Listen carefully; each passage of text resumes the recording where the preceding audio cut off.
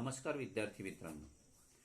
आज आपण राजनय किंवा ज्याला दुसरं मराठीमध्ये असं म्हटलं जातं राजनीती त्या संकल्पनेचा विचार करणार आहोत. इंग्रजीमध्ये ज्याला डिप्लोमसी असं म्हटलं जातं.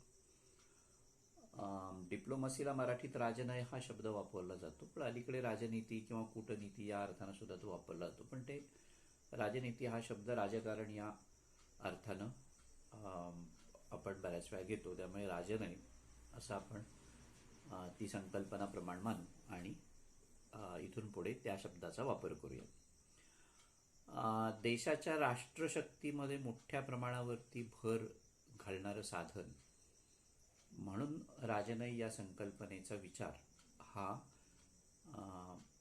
अगदी प्राचीन कालखंडापासून केला जात आहे. म्हणजे अगदी कौटिल्य, मॅकियावेली यांनी सुद्धा राजनयाचं, डिप्लोमसीचं महत्त्व जे आहे ते त्या काळच्या राजांना आपापल्या ग्रंथातून विशद केलेलं होतं किंवा ते पटवून देण्याचा प्रयत्न केलेला होता. राष्ट्राच्या सर्वांगीण विकासासाठी किंवा उन्नतीसाठी किंवा दुसऱ्या राष्ट्रांशी आपले राजकीय संबंध चांगल्या पद्धतीनं प्रस्थापित करण्यासाठी किंवा यशस्वी करण्यासाठी राजनयाची आवश्यकता असते, कूटनीतीची आवश्यकता असते.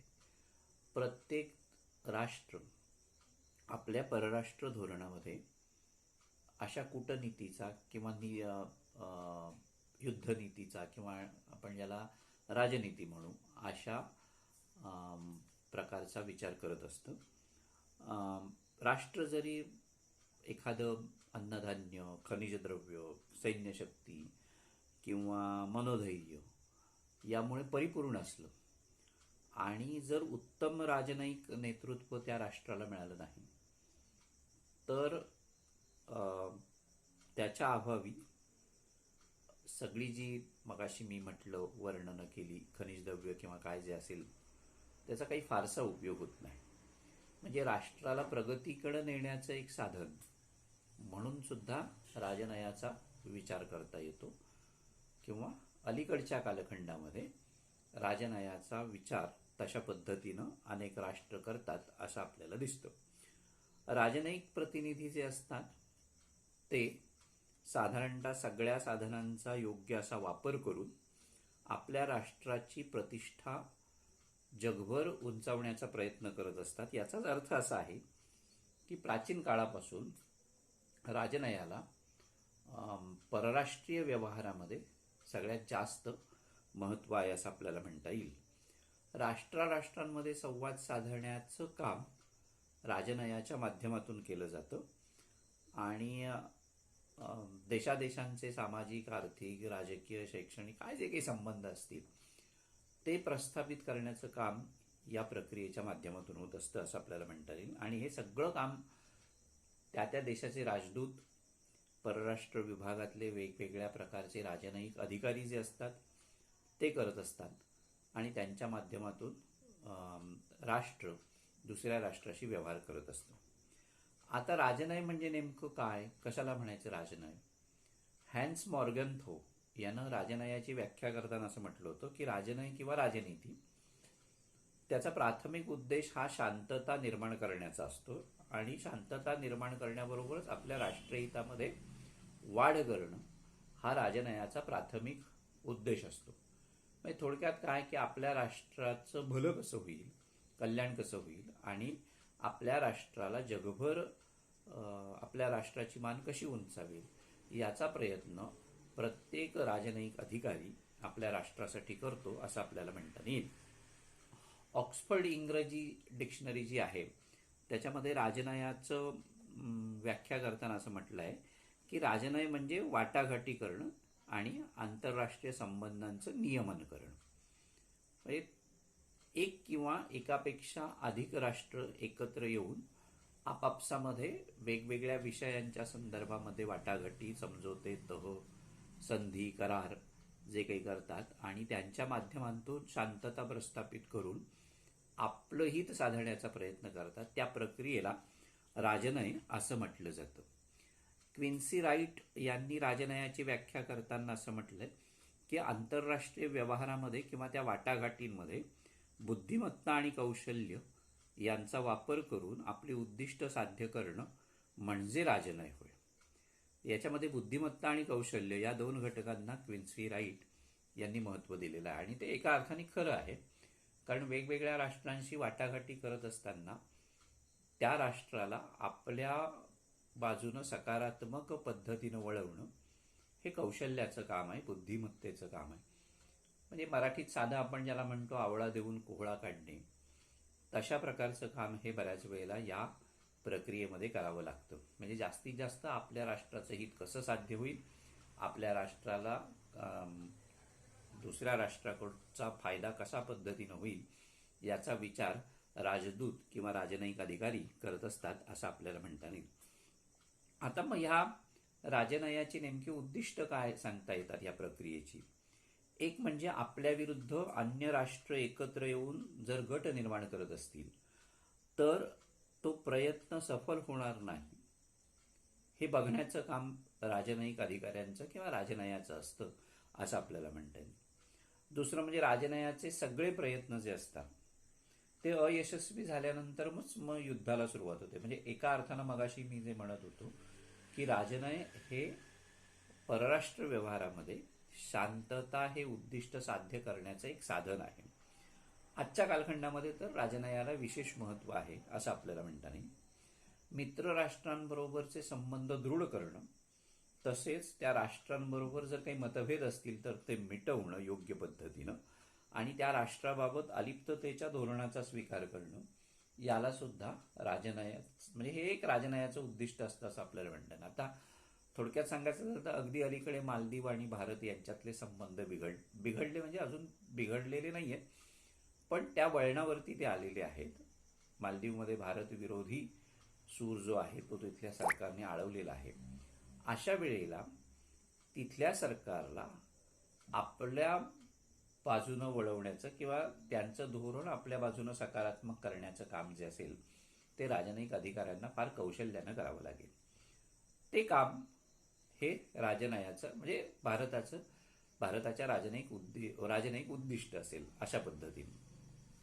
आणखीन एक उद्दिष्ट आपल्याला याच्यामध्ये असं म्हणता येईल की राजनयाच्या माध्यमातून प्रत्येक राष्ट्र आपल्या राष्ट्रहिताची वृद्धी करत असतं. म्हणजे अनेक वेळेला बाजारपेठा शोधणं, खनिज द्रव्यांसाठी म्हणजे ते कुठून कसं प्राप्त करता येईल याचा प्रयत्न करणं, तांत्रिक ज्ञान किंवा नवीन तंत्रकौशल्य जी असतात ती हस्तगत करणं, ही जी कामं असतात ही कामं राजनयिक अधिकाऱ्यांना करावी लागतात आणि ते त्या राष्ट्राचं उद्दिष्ट असतं असं आपल्याला म्हणता येईल. आणखी राजनयाचं उद्दिष्ट असं म्हणता येईल की युद्ध काळामध्ये आपल्या राष्ट्रानं सुरू केलेलं जे युद्ध आहे ते न्यायावर आधारलेलं कसं आहे हे जगाला पटवून देणं आणि न्यायाची प्रस्थापना करण्यासाठी युद्धाची का आवश्यकता आहे हे जगाला सांगण्याचं काम जे असतं. म्हणजे जगातील इतर राष्ट्रांना आपली बाजू समजावून सांगणं आणि नुसती बाजून समजावून सांगणं अशातला भाग नाही, तर बाकीच्यांना आपल्या बाजूनं ओढणं हे जे काही काम असतं ते राजनयाचं असतं असं आपल्याला म्हणता येईल. त्या दृष्टिकोनातून राजनय ही प्रक्रिया जी आहे ती फार महत्त्वाची आहे असं आपल्याला म्हणता येईल. आता मग राजनयाचं स्वरूप नेमकं कोणत्या पद्धतीचं असतं. एक म्हणजे राजनय नैतिक किंवा अनैतिक अशा कोणत्याही स्वरूपाचा नसतो. म्हणजे त्याचं असं स्वरूप ठरवता येत नाही की अमुक एक नैतिक स्वरूपाचा राजनय आणि अमुक एक अनैतिक स्वरूपाचा राजनय असं काही म्हणता येत नाही.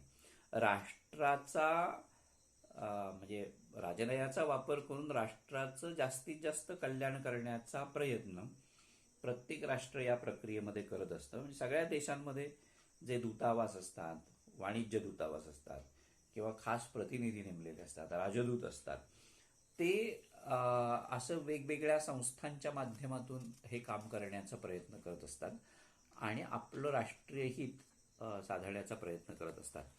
अलीकडच्या कालखंडामध्ये काय झालंय म्हणजे ही खऱ्या अर्थानं तसं बघितलं तर द्विपक्षीय प्रक्रिया आहे राजदूतांची जी असते किंवा राजनयाची जी असते. पण अलीकडच्या कालखंडामध्ये आंतरराष्ट्रीय संबंधांची किंवा राजकारणाची व्याप्ती वाढलेली आहे आणि त्यामुळे राजनयाचं स्वरूप हे द्विपक्षीय जसं आहे तसंच ते बहुपक्षीय सुद्धा झालेलं आहे. म्हणजे आंतरराष्ट्रीय संघटना, आंतरराष्ट्रीय सभा संमेलनं, आंतरराष्ट्रीय परिषदा, विभागीय प्रकारच्या संघटना किंवा सामूहिक सुरक्षितता यांचं महत्त्व मोठ्या प्रमाणावरती अलीकडच्या राजकारणामध्ये वाढलं आहे. आणि त्यामुळे राजनयाचं स्वरूप जे आहे ते बहुपक्षीय अशा पद्धतीचं झालेलं आपल्याला साधारणतः दिसतं. आता राजनयाच्या मार्फत केली जाणारी जी कामं आहेत त्यांची सुद्धा व्याप्ती मोठ्या प्रमाणावरती वाढलेली आहे. म्हणजे राष्ट्रातील समस्या वाटाघाटीच्या माध्यमातून सोडवायच्या, त्यासाठी प्रयत्न करायचे, प्रसंगी युद्ध टाळण्यासाठी राजनयाचा वापर करणं, ह्या सगळ्या जबाबदाऱ्या राजदूतांवरती किंवा राजनयिक अधिकाऱ्यांवरती असतात. आणि त्यामुळे मोठ्या प्रमाणावरती राजनयाचं स्वरूप किंवा राजनयाचं महत्त्व जे आहे ते अलीकडच्या कालखंडामध्ये वाढलं असं आपल्याला म्हणता येईल. पूर्वीच्या काळी सुद्धा म्हणजे जेव्हा राजेशाही अस्तित्वात होती तेव्हा राजे आपले दूत दुसऱ्या राज्यांमध्ये पाठवायचे आणि त्यांच्याशी तह करार संधी जे होते ते करायचे आणि त्याच्या माध्यमातून आपलं हित साधण्याचा प्रयत्न केला जात होता, आपल्या गरजा पूर्ण करण्याचा प्रयत्न केला जायचा. आधुनिक काळातल्या राष्ट्रांना सुद्धा म्हणजे जग परस्परावलंबी आहे आणि त्यामुळे एकमेकांवरती अवलंबून राहावं लागतं. मग अशा वेळेला आपलं राष्ट्रीय हित साध्य करण्यासाठी राजनयिक प्रक्रिया पाडावी लागते प्रत्येक राष्ट्राला. त्यामुळे आजच्या कालखंडात सुद्धा राजनयाचं महत्त्व आहे. थोडंसं दळणवळणाच्या साधनांमध्ये मोठ्या प्रमाणावरती वाढ झाली किंवा ती बदलली आहे. त्यामुळे राजदूतांचं किंवा राजनयिक अधिकाऱ्यांचं जे स्वातंत्र्य होतं ते कमी झालं आहे. पण म्हणून राजनयाचं महत्त्व संपलंय किंवा राजनयिक प्रक्रियाच धोक्यात आलेली आहे असं काही कुठे आपल्याला दिसत नाही. हा त्यातला एक महत्त्वाचा भाग आहे. आता मग राजदूतांना कोणत्या पद्धतीची कामं करावी लागतात? एक साधारणतः 7-8 प्रकारची कामं जी आहेत ते राजनैतिक अधिकारी करत असतात. त्यातलं पहिलं काम जे असतं ते म्हणजे प्रतिनिधित्व करण्याचं काम त्यांना करायला लागतं. म्हणजे आपल्या राज्याचं प्रतिनिधित्व दुसऱ्या देशामध्ये करणं किंवा दुसऱ्या राज्यामध्ये करणं हे राजनयिक अधिकाऱ्याचं पहिलं काम असतं. म्हणजे तो आपल्या शासनाचं किंवा आपल्या देशातील जनतेचं प्रतिनिधित्व संबंधित राज्यामध्ये जाऊन करत असतो, संबंधित देशामध्ये जाऊन करत असतो. त्यामुळे आपल्या देशाच्या संदर्भामध्ये तो ज्या देशामध्ये काम करेल त्या देशामध्ये सकारात्मक वातावरण निर्माण करण्याची जबाबदारी ही तिथल्या दूतावासांवरती, राजदूतांवरती किंवा राजनयिक अधिकाऱ्यांवरती असते असं आपल्याला म्हणता येईल. आणि त्या दृष्टिकोनातून मग राजदूत हा चतुर असला पाहिजे, व्यवहारी असला पाहिजे किंवा मेहनती असला पाहिजे, प्रभाव पाडणारा असला पाहिजे, अशा अपेक्षा त्याच्याकडून असतात. आणि आपल्या नागरिकांबद्दल कार्य करणाऱ्या देशामध्ये सद्भावना निर्माण करण्याचं काम त्याला करावं लागतं. आणि त्या दृष्टिकोनातून मग तो वेगवेगळ्या सभा संमेलनांना, परिषदांना हजर राहत असतो आणि राजकीय घडामोडींचं निरीक्षण करत असतो एका अर्थाने. दुसरं काम जे त्याला करायला लागतं ते म्हणजे वाटाघाटी करणं. म्हणजे दळणवळणाच्या साधनांच्या विकासामुळे मी मगाशी म्हटलं तसं राजदूतांचं काम हे किंवा राजनयिक अधिकाऱ्यांच्या कामावरती थोड्याशा मर्यादा आलेल्या आहेत. पण असं जरी असलं तरीसुद्धा वाटाघाटी करणं ही राजनयिक अधिकाऱ्याचं किंवा राजदूताचं प्राथमिक काम असतं असं आपल्याला म्हणता येईल. आंतरराष्ट्रीय राजकारणामध्ये त्यामुळे राजदूताचं काही महत्त्व कमी झालेलं आहे अशातला भाग नाही आहे. पण तरीसुद्धा परराष्ट्र विभागाच्या सूचनेवरून किंवा त्या देशाच्या राष्ट्राच्या किंवा म्हणजे सर्वोच्च जे प्रमुख असतात त्यांच्या सूचनांवरून किंवा मार्गदर्शनांवरून राजनैतिक अधिकारी जे असतात ते वाटाघाटी तयार करत असतात. अनेक प्रकारच्या म्हणजे राजकीय, सामाजिक, आर्थिक, औद्योगिक क्षेत्रात वेगवेगळ्या प्रकारचे करार अनेक राष्ट्र एकमेकांमध्ये करत असतात. तर त्या संदर्भामध्ये राजदूतांना काम करायला लागतं. स्वागतकर्त्या राष्ट्राशी आपल्या राज्याच्या वतीनं राजदूत वाटाघाटी करत असतो असं आपल्याला म्हणता येईल. तिसरं काम म्हणजे निवेदन किंवा अहवाल तयार करण्याचं त्याचं असतं. तो ज्या देशामध्ये काम करतो त्या देशातली परिस्थिती कशा पद्धतीची आहे, तिथे नेमक्या कोणत्या पद्धतीच्या घडामोडी घडत आहेत याच्यावरती त्याची बारीक नजर असावी लागते. आणि त्या संदर्भात राजदूतानं किंवा त्या राजनयिक अधिकाऱ्यानं आपल्या देशाला अवगत करावं लागतं. की जेणेकरून स्वतःच्या देशाला स्वागतकर्त्या राष्ट्राबद्दल परराष्ट्र धोरण निश्चित करण्यामध्ये मदत करणं शक्य होऊ शकतं किंवा परराष्ट्र धोरण निश्चित करता येऊ शकेल. अशा पद्धतीनं अहवाल तयार करण्याचं काम जे असतं ते राजदूतांना करायला लागतं.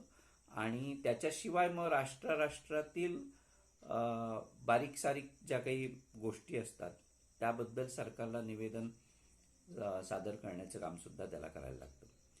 त्याच्याशिवाय मग हितसंबंध वाढवणं आणि हितसंबंध सुरक्षित ठेवणं या दोन गोष्टींची जबाबदारी जी असते ती राजदूतावर असते. म्हणजे ते एक काम राजदूताला करायला लागतं, राजनैतिक अधिकाऱ्यांना करायला लागतं. अनेक वेळा आपल्या देशाचे नागरिक त्या देशांमध्ये सहलीसाठी जातात, विद्यार्थी जातात किंवा वेगवेगळ्या कारणांसाठी उद्योजक किंवा इतर मंडळी जात असतात. त्यांचे हितसंबंध कशा पद्धतीनं सुरक्षित राहतील, त्यांना कोणत्याही प्रकारच्या अडचणी कशा येणार नाहीत, याची दक्षता जी असते ती राजदूतांना घ्यायला लागते असं आपल्याला म्हणता येईल. म्हणजे एका अर्थानं आपल्या देशातल्या नागरिकांचं हितरक्षण करणं ही जबाबदारी सुद्धा राजदूतांची असते. संकट काळामध्ये अशा नागरिकांना मदत करणं आणि त्यांच्या माध्यमातून म्हणजे आपल्या देशातल्या नागरिकांचे हितसंबंध सुरक्षित ठेवण्याचं काम त्याला करायला लागतं. विदेशामध्ये स्वदेशाची प्रतिमा निर्माण करण्याचं काम सुद्धा या अधिकाऱ्यांना करायला लागतं. म्हणजे चांगली प्रतिमा आपली कशी तयार होईल आपल्या देशाबद्दल आणि त्या दृष्टिकोनातून काही वेळा मग निवेदनं सादर करण्याचे काम जबाबदारी सुद्धा राजदूतांना पार पाडायला लागते. पासपोर्टचं वितरण करणं हे सुद्धा काम राजनैतिक अधिकाऱ्यांचं असतं. की दुसऱ्या देशात जात असताना त्याची परवानगी घेणं आवश्यक असतं आणि ती मिळवून देण्याचं काम जे असतं हे दूतावास करत असतात. म्हणजे ते सुद्धा काम एका अर्थानं राजदूतांचं आहे असं आपल्याला म्हणता येईल. अशा वेगवेगळ्या प्रकारच्या भूमिका राजनैतिक अधिकारी आपलं काम करत असताना वठवत असतात आणि त्यामुळे राजनय ही आजच्या काळातील महत्त्वाची प्रक्रिया आहे असं म्हणता येईल. किंबहुना प्रत्येक राष्ट्राला आपलं परराष्ट्र धोरण कृतीत उतरवत असताना किंवा त्याची अंमलबजावणी करत असताना राजनैतिक अधिकारी किंवा राजदूत यांची मदत घ्यायला लागते आणि त्यामुळे राजदूतांचं महत्त्व आजच्या आंतरराष्ट्रीय राजकारणामध्ये आहे असं आपल्याला म्हणता येईल. धन्यवाद.